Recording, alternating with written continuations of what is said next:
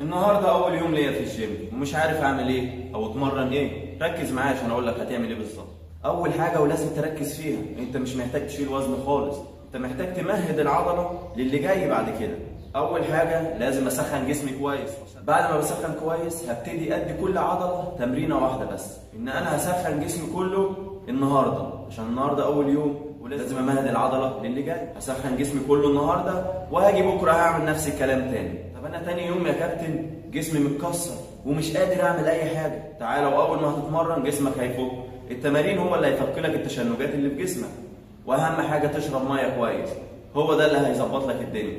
بلاش تاخد اي مسكنات. تعالى بقى معايا عشان اوريك التمارين بالتكنيك المظبوط في اول يوم سوبر يا وحش. دي اول واهم حاجه، اني لازم اسخن جسمي كويس.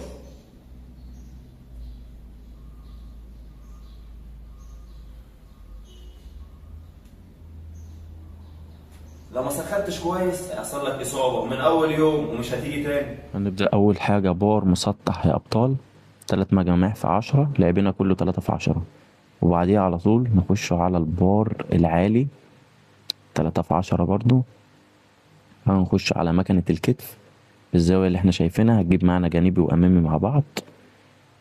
وبعديها هنخش على السحب العالي للظهر بالتكنيك اللي انتوا شايفينه، لعبنا كله 3 في 10.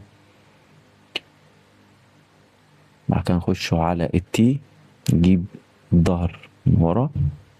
بعد كده نخش على المقبض الأرضي، نجيبوا الظهر من تحت اللتس.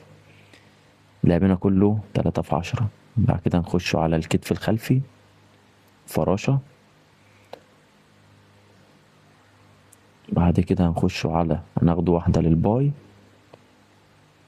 وبعديها هناخد واحدة للتراي. لعبنا برضو 3 في 10 و3 في 10. مش محتاج تحمل خالص، مجرد ان انت بتسخن العضلة. كده نخش على الأماميات للرجل. بعد كده آخر حاجة هنختم بيها الخلفيات، برضو 3 في 10. وبكده احنا خلصنا. وبكده يا وحش يبقى خلصنا تمارين اول يوم السوبر للجسم كله. كل اللي عليك تلعب كل زاويه من دول 3 مجموعات في 10 عدات. وتاني يوم هتعيد نفس الكلام تاني. هنيجي تالت يوم هنتمرن التمرين الاساسي بتاعنا، وان شاء الله هعمل لكم فيديو ليه تقولوا لنا في التعليقات رايكم ايه.